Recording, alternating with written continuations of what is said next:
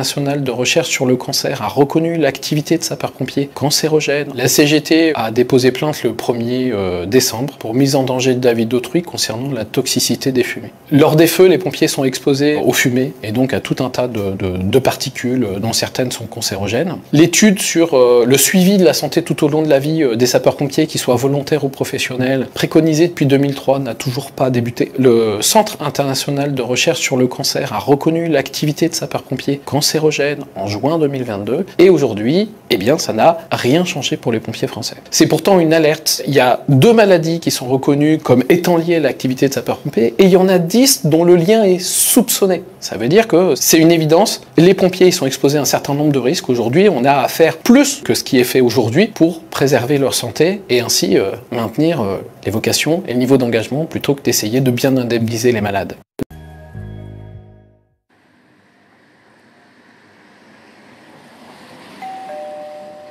Bonjour, ça va? Alors, on va analyser les jouets. En débutant cette enquête sur les retardateurs de flammes, des produits chimiques toxiques censés prévenir les incendies, nous n'imaginions pas les retrouver dans des jouets en plastique pour enfants. Sur ce fusil, on est à 3520. Oula. On est plus de 7 fois au-dessus. Les retardateurs de flammes. Ces produits chimiques se sont immiscés dans tous les objets du quotidien. Jouets, meubles, électroménagers, isolants. Supposés prévenir l'inflammation, ces composés invisibles et inodores sont surtout dangereux pour la santé. Des perturbateurs hormonaux, suspectés d'être cancérigènes. Les pompiers, en intervention, y seraient particulièrement exposés.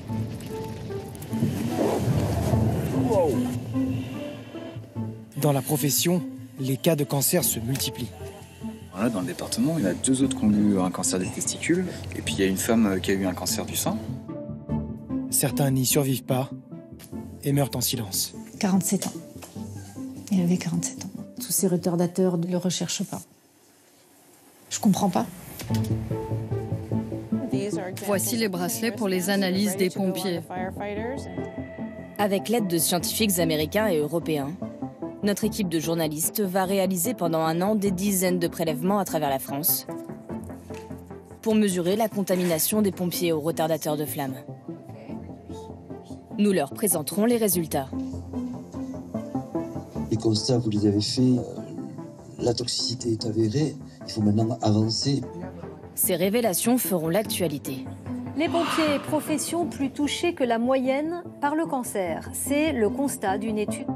Mais notre enquête nous emmènera bien au-delà du seul cas des soldats du feu. Je sens que j'ai bientôt plus pied. J'y vais à la nage. Ok, je vais faire un prélèvement ici. Nous découvrirons comment ces retardateurs de flammes toxiques se retrouvent aussi dans les jouets pour enfants.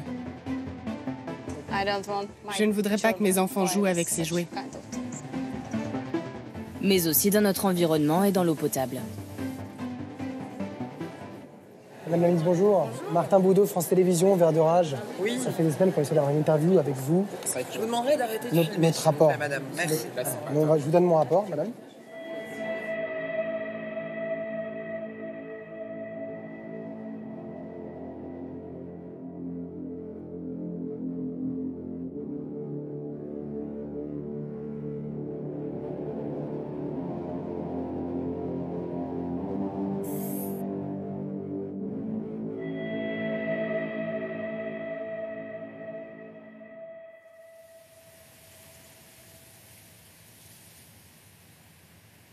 Tout a commencé ici, dans les collines californiennes sur la côte ouest des États-Unis.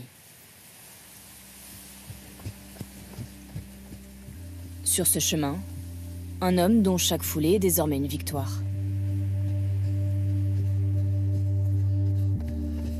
Tony Stefani n'a pas toujours eu la force de gravir ces sentiers escarpés. À 73 ans, ce pompier à la retraite est un survivant du cancer. Je suis parti courir un matin d'hiver. Mais j'ai dû m'arrêter car je me suis soudain senti mal. J'étais vraiment exténué. En fait, je faisais une hémorragie interne à cause d'une tumeur située dans mon rein. En 20 ans, Tony Stefani a déjà eu 2 cancers, du rein et de la vessie. Et selon lui, il serait dû à sa profession. C'est au cœur de San Francisco, dans cette caserne de pompiers, que Tony Stefani a justement servi pendant 28 ans.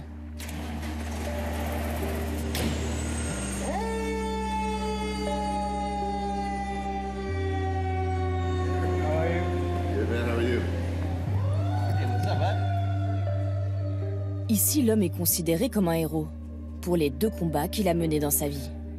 L'un contre le feu et l'autre contre un mal qui consume les rangs des pompiers américains.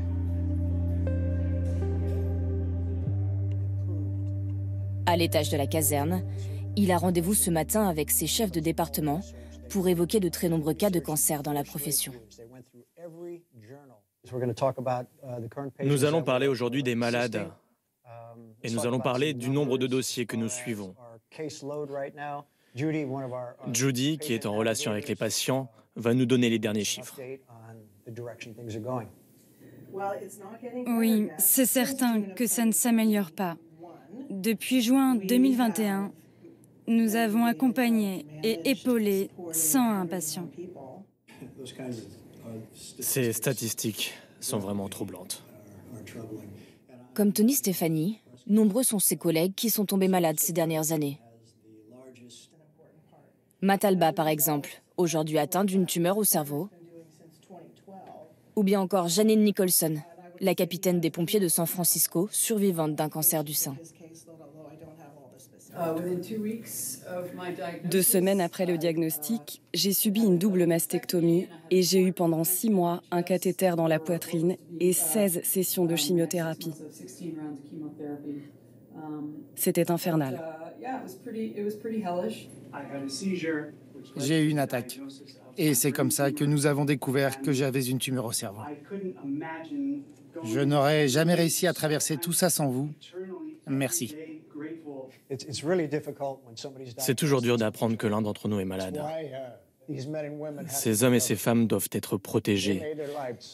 Ils mettent tous les jours leur vie en danger. On doit être là quand ils en ont le plus besoin.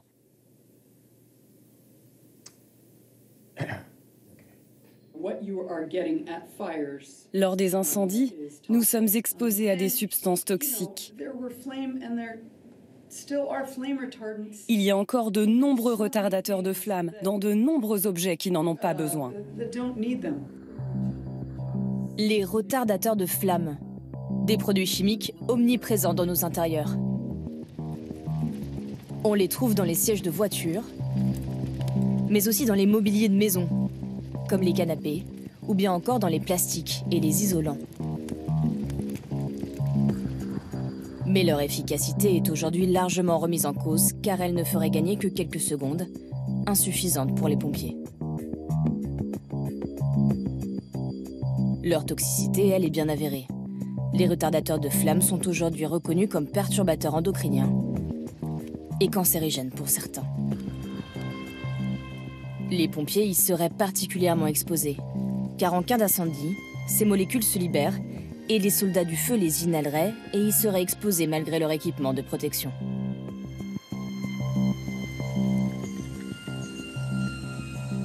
Depuis plusieurs années, Tony Stefani se bat contre ces produits chimiques, qui auraient déjà tué de nombreux frères d'armes.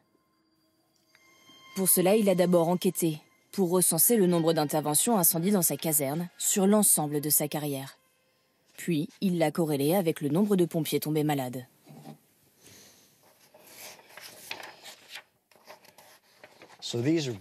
Ce sont les pages du carnet de bord de la caserne dans laquelle je travaillais et qui indiquent chaque intervention incendie. Un matin de décembre 1976, par exemple, à 9h04 du matin, je partais sur ma 2e alerte incendie. Je suis intervenu sur 576 feux au cours de ma carrière. Dans ma caserne, 4 de mes collègues pompiers ont développé le même type de cancer que le mien. C'est pourtant un type de cancer qu'on retrouve chez une personne sur 100 000. Parmi les 5 cas de ma caserne, nous ne sommes que 2 à être encore en vie. Et comment avez-vous réalisé qu'il y avait un lien avec une exposition à des produits chimiques ? Quand je suis allé voir mon médecin, il m'a demandé quelle était ma profession et si je travaillais dans l'industrie chimique. Et j'ai répondu « Non, je suis pompier ». Et là, il me dit « Eh bien, vous travaillez dans l'industrie chimique. Vous êtes constamment exposé à des produits chimiques toxiques. Et c'est probablement la raison pour laquelle vous avez un cancer. » Et il a ajouté « Nous devons découvrir pourquoi tous ces pompiers tombent malades. » J'appelle à la barre Tony Stefani qui a survécu à un cancer. Le 24 juillet 2012, Tony Stefani est auditionné devant le Sénat américain dans le cadre d'une commission pour réguler l'utilisation de ces retardateurs de flammes dans le pays. Une étude récente sur des pompiers a montré que nous avons un taux de retardateurs de flammes dans le sang supérieur de 30% à celui de la population de Californie et de plus de 60% à celui de la population américaine. Chaque mois, nous assistons aux funérailles de pompiers qui ont succombé à cette horrible maladie. Il s'agissait, grâce à cette commission, de faire pression sur l'industrie chimique. Et comment s'est défendue cette industrie? Ils ont fait témoigner un médecin. Et on a ensuite découvert qu'il avait reçu environ 250 000 $ pour témoigner en faveur de l'industrie chimique et affirmer que ces produits chimiques n'étaient pas toxiques. Il y a un très fort lobby et ils dépensent des millions de dollars chaque année. Des millions pour continuer à vendre leurs produits. Suite à ces auditions, l'État de Californie décide de ne plus rendre obligatoire l'utilisation des retardateurs de flammes dans les objets du quotidien. Mais il reste autorisé dans l'État, comme dans le reste du pays.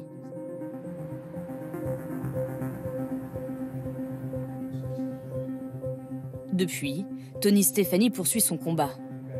Il documente désormais l'exposition des pompiers de San Francisco avec ses bracelets en silicone. Ils ont été développés au nord-ouest des États-Unis, à l'université publique de l'État d'Oregon.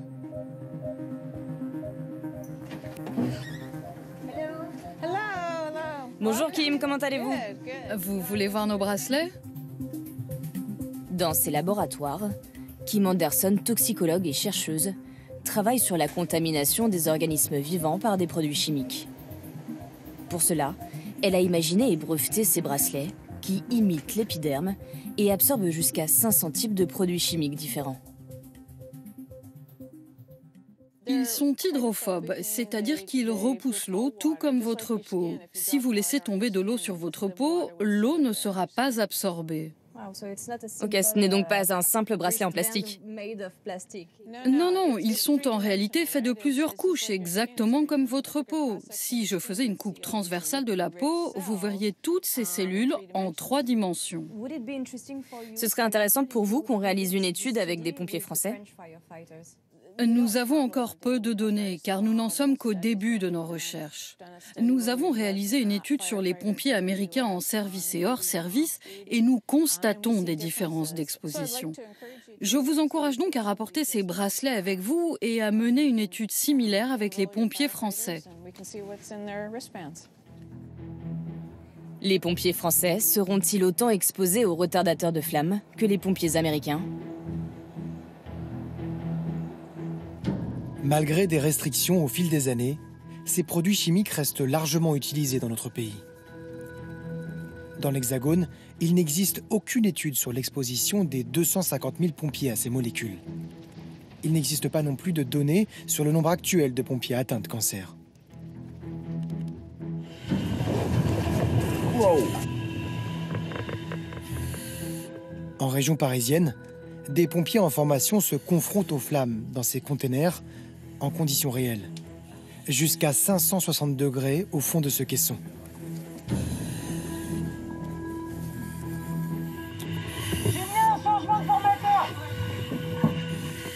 C'est ici que va débuter notre enquête en France.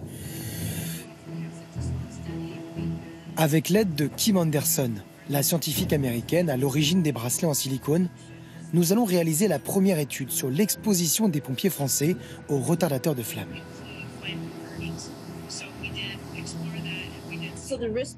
Les bracelets doivent être portés sur les poignets et surtout en dessous des équipements de protection pour vraiment voir ce à quoi ils sont exposés. Parmi les volontaires pour les porter, Stéphane Morisot. À 64 ans, ce pompier vient d'être diagnostiqué d'un cancer de la prostate.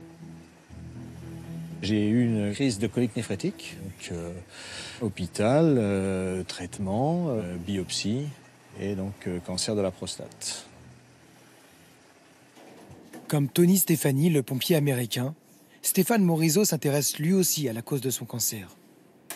Mais il déplore un manque total d'informations dans sa profession sur les risques chimiques. Est-ce que vous avez déjà eu des retours durant votre carrière sur les retardateurs de flammes? Non. Non, pas particulièrement. C'est pas quelque chose que les pompiers connaissent. C'est pas quelque chose que les pompiers connaissent bien. Effectivement, on savait déjà qu'il y avait cette notion de toxicité par rapport aux fumées. Ce qu'on n'avait pas perçu, c'était tout l'environnement et les différentes voies de contamination. Pour nous, c'était uniquement la protection respiratoire et ça faisait le job. Aujourd'hui, les gants, combinaisons et masques protègent surtout les pompiers de la chaleur et du monoxyde de carbone. Mais beaucoup moins de l'exposition aux produits chimiques.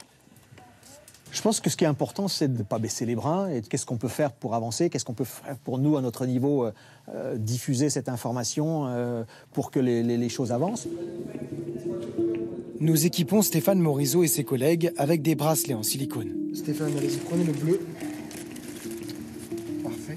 L'idée, c'est que ça va simuler la peau.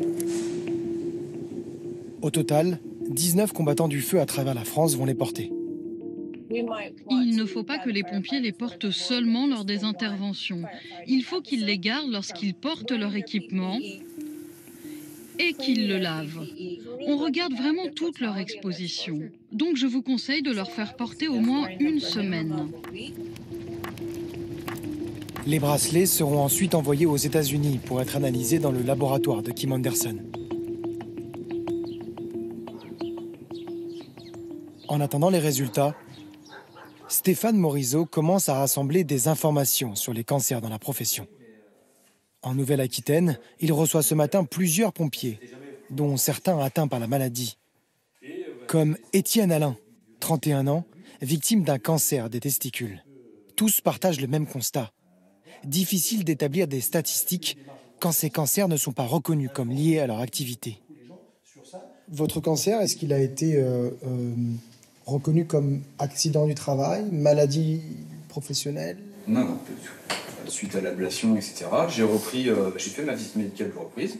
Normalement, on m'a pris comme n'importe quel pompier qui fait sa visite médicale annuelle. Et puis j'ai repris. Est-ce que le métier de pompier est reconnu comme métier dangereux ou à risque?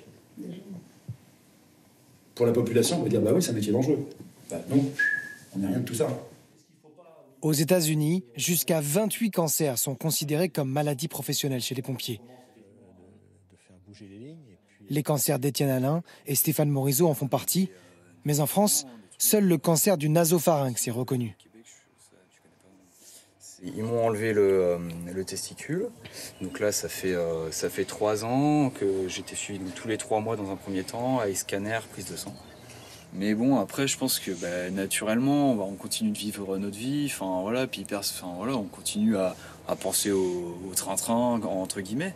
Mais quand on met bout à bout, là, dans le département, il y en a...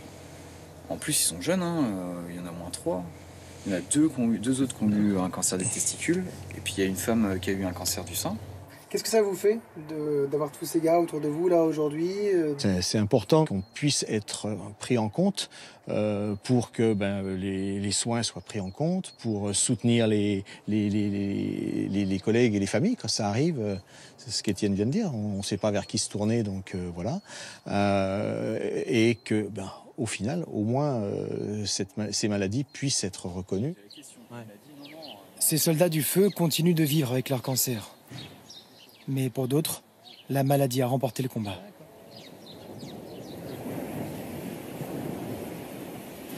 Sur les bords de la mer du Nord, à Dunkerque.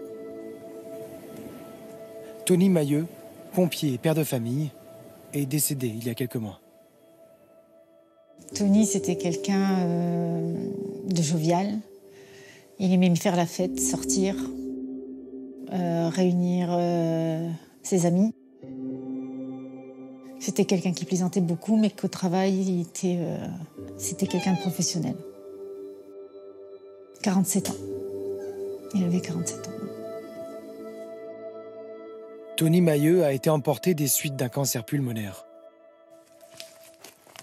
Son épouse, Ludivine, infirmière de profession, l'a accompagné jusqu'au dernier moment.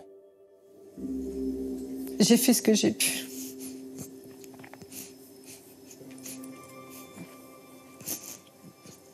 Ouais, il savait. J'étais là, il voulait que ça soit moi qui le soigne, il voulait pas d'infirmière.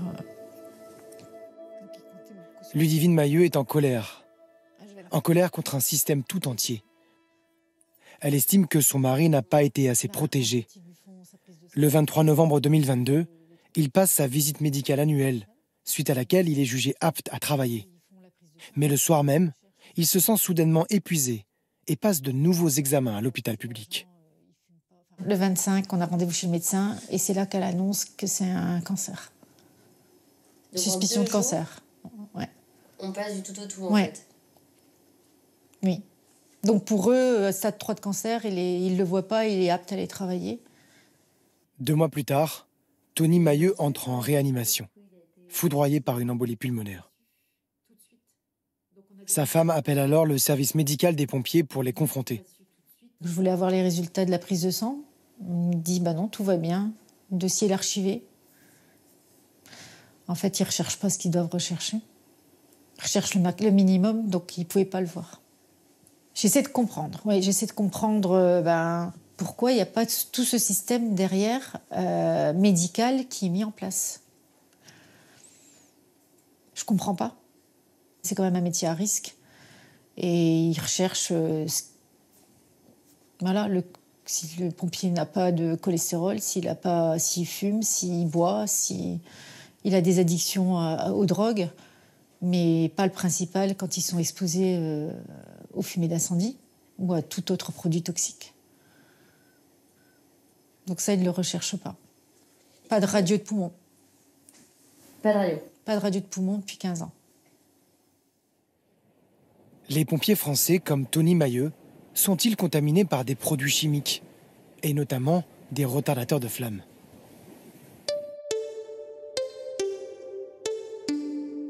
Après plusieurs mois d'analyse, nous recevons les résultats des bracelets portés par les soldats du feu français. Malgré leurs combinaisons et leurs gants, tous ont été exposés aux retardateurs de flammes. Nous retrouvons celles et ceux qui ont porté les bracelets, comme Étienne Alain ou Stéphane Morisot. Les retardateurs de flammes ont-ils aussi contaminé leur organisme? Pour le savoir, nous allons leur prélever un échantillon de sang. Alors messieurs, je vais juste vous transmettre ce petit formulaire à remplir. C'est pour mieux interpréter les résultats. Une infirmière nous accompagne pour réaliser ces prises de sang. Ça va bien se passer, Stéphane. Moi non plus, je suis en médecine. Pourquoi ça vous intéresse? Pourquoi vous acceptez de participer à cette étude-là? Pour les générations futures, de pompiers qui vont rentrer chez nous. Ce travail, il est aussi pour eux. Merci. Donc ça, c'est le numéro 3. Au total, 16 pompiers venus de toute la France.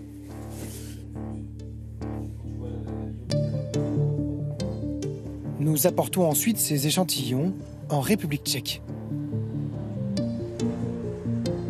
Hello. Ah oui. Nice to see you. Nice to see you too.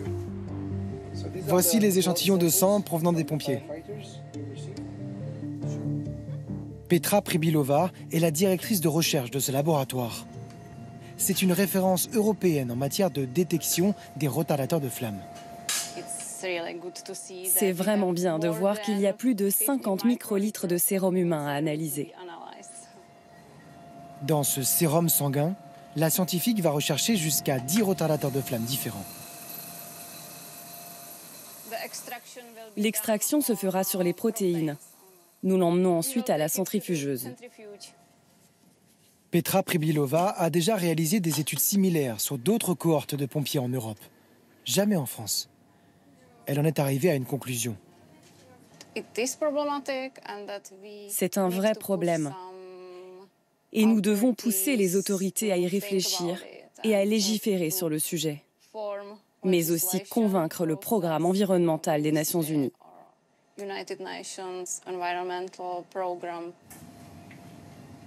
Nous laissons l'équipe de recherche analyser nos échantillons. 3 mois plus tard, nous recevons les résultats. Des retardateurs de flammes ont été détectés dans le sang de tous les pompiers.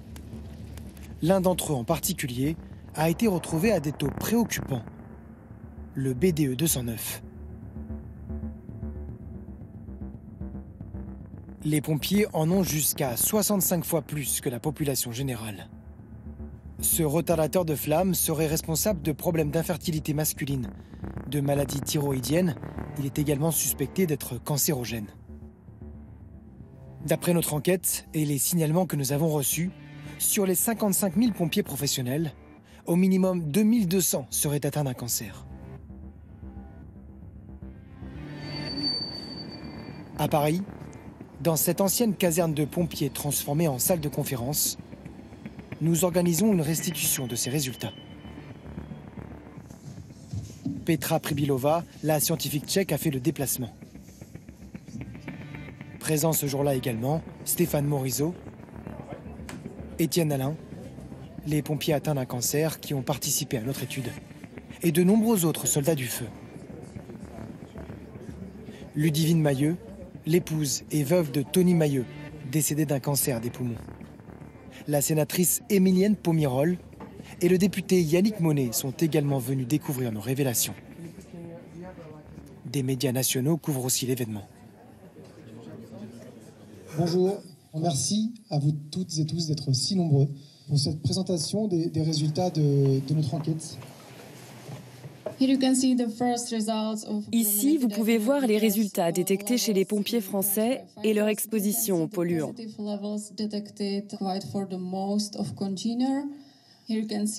Des études déjà menées sur des animaux ont conclu que ces retardateurs de flammes avaient des effets neurotoxiques, des effets sur la reproduction, qu'ils pouvaient endommager l'ADN et qu'ils étaient aussi des perturbateurs endocriniens. Merci Petra. Stéphane, la parole est à vous. Il faut faire face et puis réagir pour nos collègues qui sont d'actifs, pour les nouvelles générations et appréhender le sujet et le problème pour en limiter les conséquences. Il faut mettre une médecine de prévention chez les pompiers recensés, savoir combien ils sont à avoir des cancers, parce que là, il y en a de plus en plus. Concrètement, ça n'avance pas. Il faudrait mettre en place une plainte au niveau national. Le député Yannick Monet veut s'emparer de nos révélations. Ce que ça m'évoque, en fait, d'une manière générale, c'est qu'on ne prend pas soin des gens qui prennent soin de nous. Et il y a besoin de se mettre au travail pour qu'il y ait une surveillance épidémiologique. Et il faut qu'on regarde, d'un point de vue législatif, comment on peut faire évoluer les choses très rapidement. Des médias nationaux reprennent les conclusions de notre enquête. Il faut documenter l'exposition à long terme des populations, et en particulier celle des pompiers. Les pompiers, profession plus touchée que la moyenne par le cancer. C'est le constat d'une étude. Les résultats de l'enquête sont sans appel.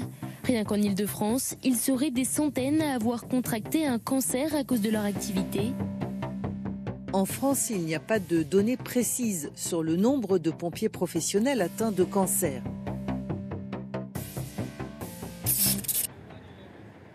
Face à l'impact médiatique, nous sommes reçus au siège de la sécurité civile qui est en charge des pompiers en France. Par leur porte-parole, le colonel Arnaud Wilm.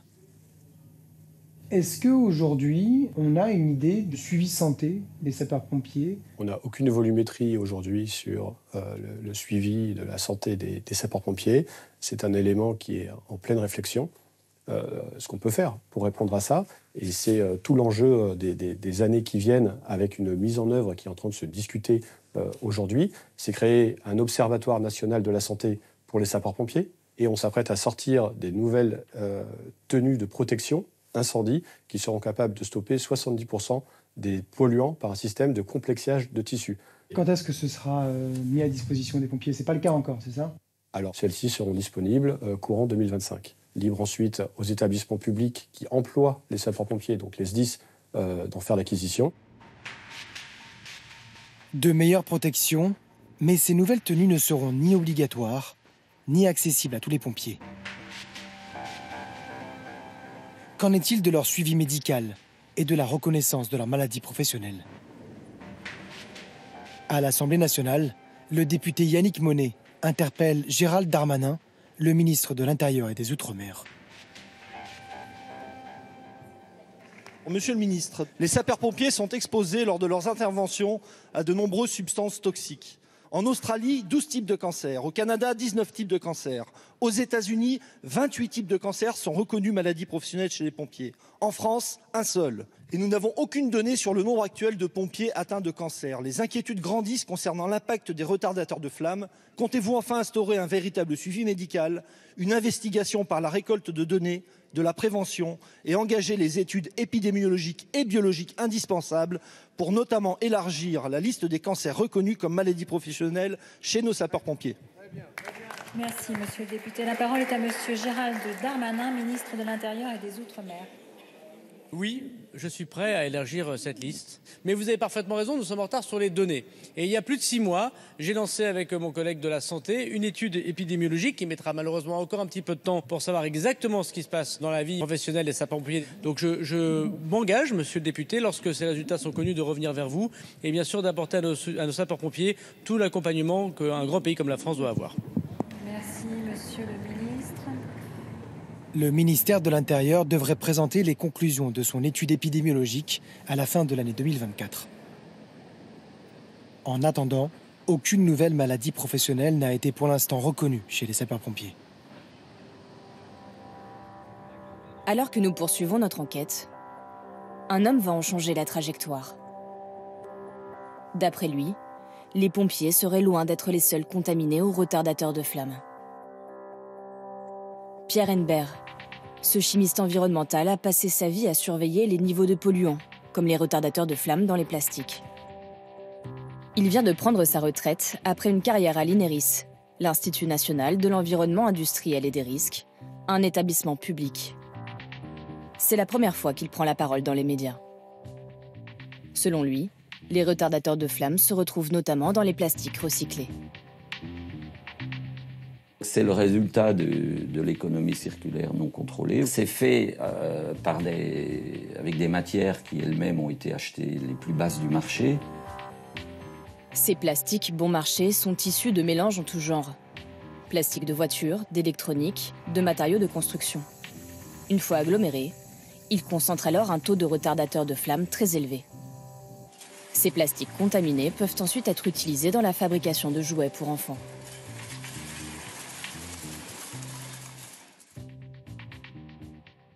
Il y a des cas d'anomalies non conformes à la réglementation, de jouets d'enfants. Si votre bébé met un jour un plastique bromé à la bouche, bon, vous ne pourrez pas détecter un effet. Mais si vous avez donc des expositions répétées pendant de longues années, vous avez des effets hormonaux qu'on appelle perturbateurs endocriniens. Les toxicologues pensent que c'est lié à des expositions répétées, et notamment durant l'enfance. Donc rechercher les niveaux de retardateurs de flammes dans les jouets d'enfants, c'est une priorité pour vous? Oui. Tous les plastiques que touchent les enfants. Les jouets des enfants français sont-ils contaminés par des retardateurs de flammes dangereux? Pour le savoir, nous avons rendez-vous à Palaiseau, en banlieue parisienne. Dans la garderie de Cécile Bagnel-Polta, assistante maternelle. Tu vas voir, il y a plein de jouets, mais tu vas pas pouvoir te jouer avec tous. D'accord? Ok. Allez, on est parti. Ses parents ont accepté de nous laisser scanner les jouets en plastique préférés de leur enfant, à l'aide de ce pistolet à fluorescence X. Nous avons suivi une formation spéciale pour l'utiliser. Ce concentré de technologie permet de mesurer instantanément les niveaux de brome, le marqueur de la présence des retardateurs de flamme bromés, les plus dangereux de la catégorie. En France, les jouets sont soumis à une réglementation particulière. Les niveaux de retardateurs de flamme bromés ne doivent pas dépasser 500 mg par kilogramme. Là, dans les perles, ici, là, on a plus de 4 fois au-dessus, le maximum recommandé. Ici, là, on est à 2019 mg par kilogramme de brome. Donc là, celui-ci, par exemple, il est intéressant pour commencer. Et on va l'envoyer au laboratoire.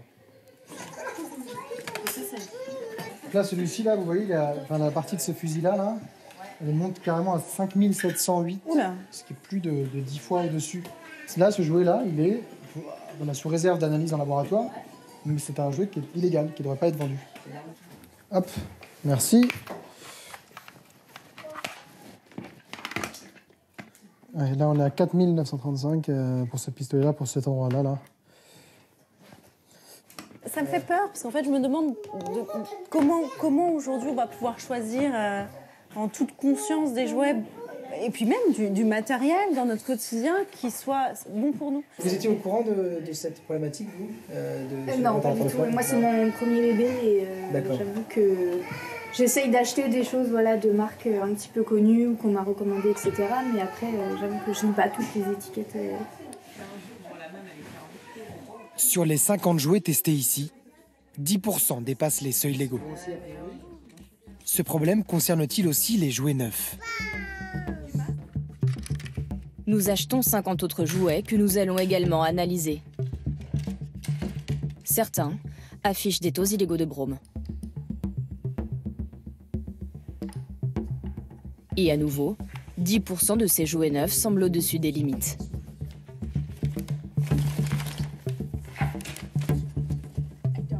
En République tchèque, Petra Prebilova, la spécialiste européenne des retardateurs de flamme, va passer au crible les différentes pièces de ces jouets. Après avoir été broyés, ils seront analysés dans son laboratoire. Quelques semaines plus tard, nous recevons les résultats. Tous les jouets testés contiennent bien des retardateurs de flamme bromés et dangereux, à des taux supérieurs à la réglementation française. Ils ne devraient donc pas être vendus dans le commerce. Comme cet accessoire de princesse, 175 fois au-dessus de la norme, et ce radar pour enfants, 213 fois. Ils sont vendus dans les magasins du groupe Action. Ce pistolet a quant à lui des niveaux 84,8 fois au-dessus de la norme. Cette carabine, 73,6 au-dessus. Ils sont vendus chez le géant Carrefour, fournis par la société française Ferry. Confrontés à ces résultats, aucune de ces enseignes n'a accepté nos demandes d'interview. L'importateur de jouets Ferry reconnaît: le fait d'avoir retrouvé des substances bromées dans les produits est certainement consécutif à l'utilisation par le fournisseur de plastique recyclé, utilisation jamais autorisée par la société Ferry. Suite à cette malheureuse expérience, la société Ferry a ajouté le dosage des retardateurs de flamme à toutes ses analyses chimiques usuelles et a saisi les autorités. Le groupe Action, après avoir réalisé des tests de son côté, affirme que ces jouets sont conformes. L'enseigne à prix cassé n'a pas souhaité analyser nos échantillons. Pendant plusieurs mois, nous tentons également d'obtenir l'avis des autorités sur ces résultats. En vain. Au ministère de l'Économie et des Finances, une conférence publique annonce cet après-midi la présence d'Olivia Grégoire, la ministre déléguée au commerce, en charge de ce dossier. Madame la ministre, bonjour. Martin Boudot, France Télévisions, Vert de Rage. Oui. Ça fait des semaines qu'on essaie d'avoir une interview avec vous sur les jouets. Je sais que ça n'a rien à voir avec le sujet d'aujourd'hui. Non, mais j'en traitais ce midi. Donc en fait, figurez-vous qu'on a réalisé une étude d'une année sur les jouets et on s'est rendu compte que sur la centaine de jouets qu'on a analysés, plus de 10% sont parfois jusqu'à 240 fois au-dessus des normes, notamment en termes de brome. Parce que vous filmez. Oui, et on voudrait savoir si on pourrait avoir une interview en bonne et due forme sur cette question-là. En bonne et due forme, oui. Et à ce moment-là, il faut contacter mon cabinet. C'est déjà fait, ils refusent. Mais on serait ravis de pouvoir vous avoir. Les cabinets refusent, c'est bizarre. C'est dommage. Quand même, parce que moi, je suis une nana assez aimable, donc je réponds. Vous avez l'air tout à fait aimable. Et ce serait formidable de pouvoir faire une interview avec vous. C'est très important parce que c'est des jouets qui sont toxiques, qui sont joués dans le commerce. Et près de 10% de tous ceux qu'on a analysés sont non conformes. Donc je pose des questions, où est-ce que vous les avez achetés? Je vous demanderai d'arrêter de filmer, notre rapport. Madame. Merci. Je vous donne mon rapport, madame. Nous ne pourrons pas poser davantage de questions à Madame la ministre. Sollicité à nouveau, son cabinet refusera finalement toute possibilité d'interview. Le ministère n'a pas souhaité nous indiquer combien de jouets ses services avaient contrôlés en 2023. Il assure simplement qu'aucun dépassement des seuils de retardateurs de flammes n'a été mis en évidence en France, alors que nos tests montrent au contraire au moins 10% de non-conformité. Si la dangerosité de ces produits chimiques bromés est aujourd'hui établie, une nouvelle génération de retardateurs de flammes, toujours autorisés, inquiète désormais la communauté scientifique. Les retardateurs de flammes phosphorés. Nous retournons chez Cécile Bagnel-Polta, l'assistante maternelle. Sa garderie va être le point de départ d'une étude inédite sur l'exposition de ses enfants à ces nouveaux retardateurs de flammes. Catherine Pirard, toxicologue environnementale au CHU de Liège, va nous y aider. Ces retardateurs de flammes phosphorés, ce sont des substances qui ont remplacé d'autres retardateurs de flammes, qui étaient des retardateurs de flammes bromés. Ce sont des substances qui sont moins connues, la toxicité est moins étudiée. Ils sont suspectés d'être perturbateurs endocriniens. Donc on a vraiment peut-être un problème. Pourquoi ce serait intéressant, selon vous, qu'on analyse des échantillons d'urine d'enfants ? Parce que c'est une population qui est particulièrement vulnérable pour deux raisons. La première, c'est qu'ils vont mettre des objets en bouche, comme des jouets ou d'autres objets. Donc on peut avoir une ingestion de ces produits. Et alors, l'autre point qui fait que c'est une population particulièrement sensible, c'est qu'ils sont en plein développement. Et donc, ils sont vraiment à un stade critique du développement de certaines fonctions qui peuvent être impactées par ces substances. Pour participer à cette étude, il faut être âgé entre 3 et 12 ans. Bonjour. Et bien sûr, avoir l'accord des parents. Merci Valentin. C'est bon. Merci beaucoup. Parfait. Les prélèvements doivent être mis au frais entre 4 et 6 degrés jusqu'au transfert, jusqu'au laboratoire. Nous allons aussi analyser les échantillons d'urine d'enfants dans d'autres villes d'Île-de-France. Pour avoir une première image, l'idéal, c'est d'avoir une cinquantaine d'enfants, une cinquantaine de prélèvements. Sur les recommandations de Catherine Pirard, nous allons également récupérer des échantillons dans une zone moins urbanisée que Paris pour obtenir une meilleure estimation de la potentielle contamination en France de ces nouveaux retardateurs de flammes. Comme au Pays Basque, où nous organisons une nouvelle collecte. Bonjour. Bonjour. Je récupère qui? Alors, Anna, donc ma fille. Ça, c'est Ibaï. Ouais. Et donc, on a une distribution de ces deux demoiselles. Exactement. Merci à vous d'avoir participé. Ça date d'hier. Nous nous rendons dans différents villages de la région pour récolter une cinquantaine d'échantillons que nous envoyons à Catherine Pirard.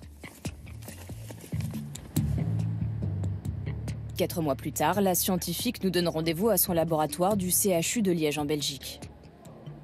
L'analyse des urines des enfants français est terminée et la scientifique veut déjà nous parler des résultats qu'elle juge préoccupants. Non seulement tous les enfants testés sont exposés au TDCPP, l'un des retardateurs de flammes phosphorés nouvelle génération, mais surtout, ceux du Pays Basque auraient des taux anormalement élevés. On a vu une grosse différence entre le groupe d'enfants franciliens et le groupe d'enfants basques. Pour les enfants basques, on a des concentrations qui sont beaucoup plus élevées, 3 à 5 fois plus élevées que ce qu'on retrouve habituellement. Donc on est vraiment sur un cas d'une contamination particulière, d'une exposition particulière de ce groupe d'enfants-là. Donc il y a probablement une autre source de contamination qui peut être l'environnement extérieur, l'air, le sol, les eaux, l'eau potable ou les eaux de surface. Donc maintenant, ce qui serait intéressant, ce serait d'aller faire des prélèvements. Maintenant, oui, faire des prélèvements pour voir d'où vient cette source de contamination, cette source d'exposition particulière. Que ce soit dans les sédiments ou dans les eaux de rivière, probablement dans l'eau potable aussi. La nouvelle génération de retardateurs de flammes phosphorés ne polluerait donc pas seulement nos objets du quotidien comme les jouets, mais également l'environnement et, en bout de chaîne, les enfants. Nous retournons au Pays Basque pour identifier les sources de contamination, comme l'eau potable. Michel Botella est un militant de la région qui a monté une association de protection des cours d'eau. Il a identifié une rivière en particulier, la Nivelle, qui prend sa source dans les montagnes basques et alimente la région en eau potable. Par exemple, entre Saint-Pé-sur-Nivelle et Saint-Jean-de-Luz, Il y a bien évidemment l'alimentation en eau potable de ces populations. Ça rentre dans les réseaux, ça se distribue après. Hein. Et vous avez par exemple ici, entre Saint-Pé donc, et Asquin, 2 captages sur la rivière d'eau qui passent par un traitement pour la rendre potable. Selon Michel Bottella, ces stations de captage pomperaient une eau polluée à cause de l'activité industrielle et de stations d'épuration vieillissantes. Les stations d'épuration, le problème, c'est qu'il y en a qui n'ont pas tous les filtres nécessaires. Comme dans la montagne, comme dans la plaine, il y a encore de l'agrochimie. Plus, il y a des villages avec des rejets de toute cette panoplie de micropolluants. Malheureusement, ça part dans le milieu. Il y a un manque d'équipement, ce qu'on appelle les technologies de traitement de l'eau. Grâce aux indications de Michel Bottella, nous allons vérifier si l'eau de la Nivelle est contaminée par les retardateurs de flammes phosphorés. On va aller faire un prélèvement. D'abord, un premier échantillonnage à proximité des berges et des habitations. Pour ne pas fausser les analyses, nous utilisons un récipient en verre traité qui ne contient pas de retardateur de flammes. Voilà. Nous effectuons aussi des prélèvements à la sortie de stations d'épuration indiquées par Michel Bottella.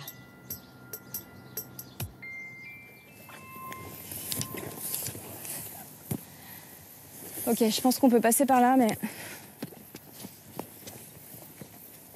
Alors attends. Tu feras attention, il y a des ronces un peu partout. Ok. Impossible d'y accéder depuis la route. Nous devons nous frayer un chemin sur la berge opposée. Je sais pas. Il y a des employés de la station qui nous guettent, donc on va essayer de se dépêcher.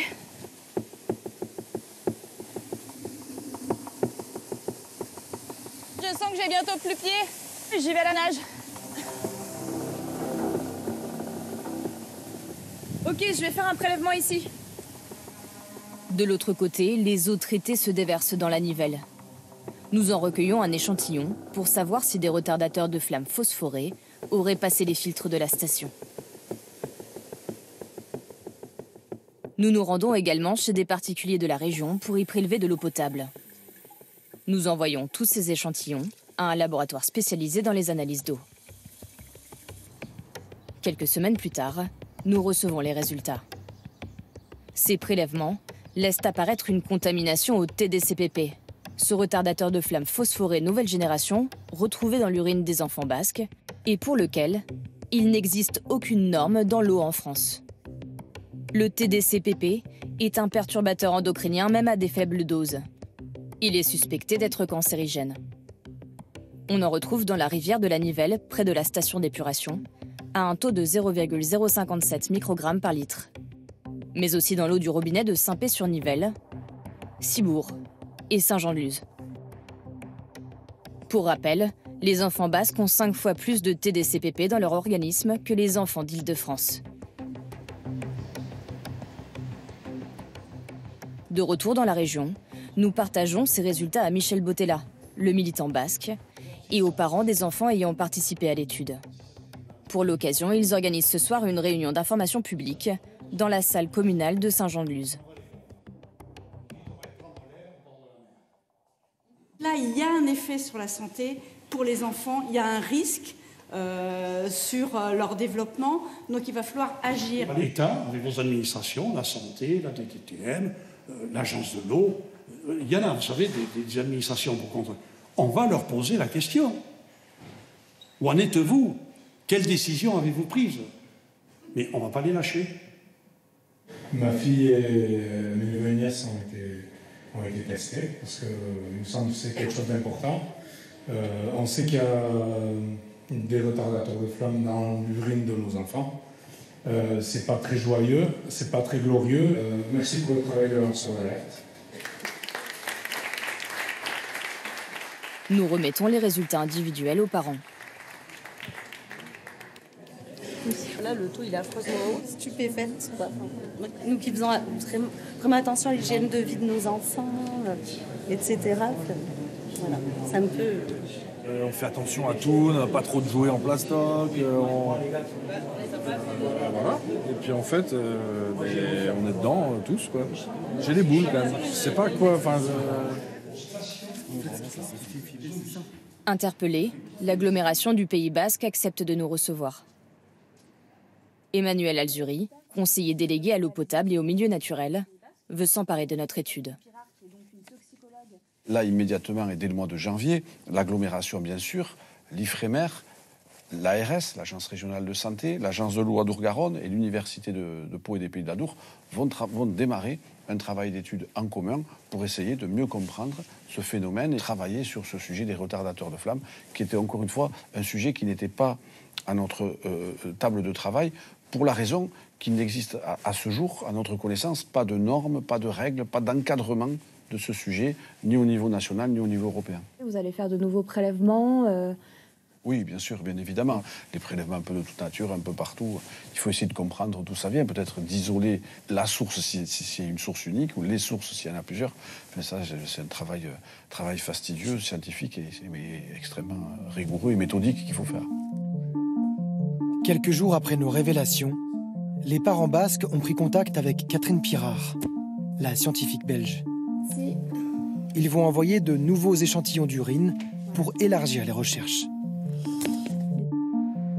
Pour les pompiers, les lignes bougent aussi. L'un de leurs syndicats a déposé plainte contre X pour mise en danger de la vie d'autrui. Stéphane Morisot, le soldat du feu atteint d'un cancer, a quant à lui créé une association de pompiers malades. Il s'est rapproché de Tony Stefani, son homologue américain, pour mieux lutter contre les produits chimiques. Aux États-Unis, comme en France, le combat contre les retardateurs de flammes se propage.